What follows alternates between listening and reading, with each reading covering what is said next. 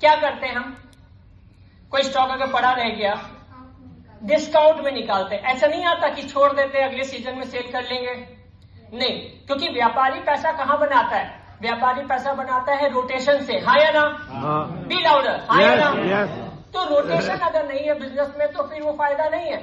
और यही चीज स्टॉक मार्केट में भी बड़ा इंपॉर्टेंट है कि स्टॉप लॉस, बहुत सारे लोग स्टॉप लॉस से डरते हैं, अरे स्टॉप लॉस हो गया अब क्या होगा।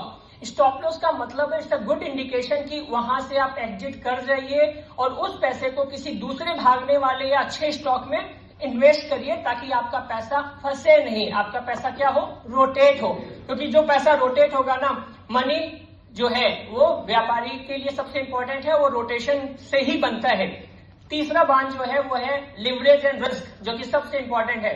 व्यापार मतलब लोन, व्यापार मतलब एक्सपोजर, हाँ या ना।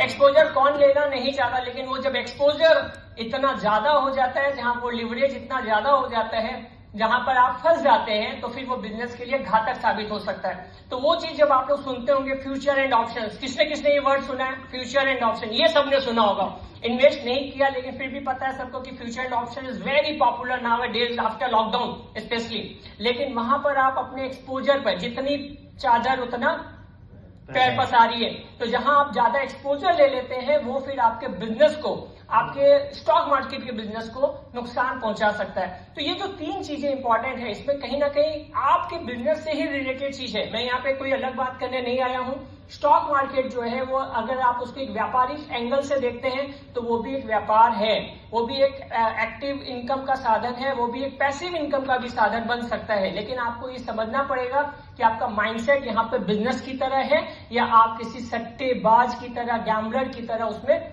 यूज कर रहे हैं अपने दिमाग को।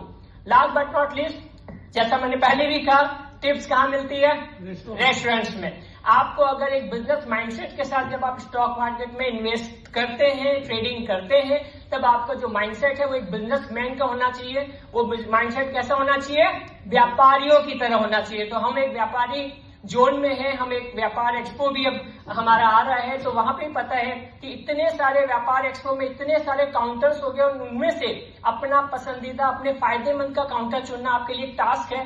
वैसे ही स्टॉक मार्केट में भी है कि जहां पर बहुत सारे स्टॉक्स हैं, लेकिन आपको ये देखना है कि कौन सा है। स्टॉक मार्केट कहाँ से चलता है, जल्दी बताइए। स्टॉक मार्केट हम सब से चलता है, क्योंकि जिस बिजनेस मॉडल में आप हैं, हम हैं, वहीं से तो ये जाके रिफ्लेक्ट होता है कंपनी के बैलेंस शीट पे, कंपनी के परफॉर्मेंस पे। एंड तब बात आती है मेरी एज ए रिसर्च एनालिस्ट की कौन सी कंपनी बेहतर कर रही है।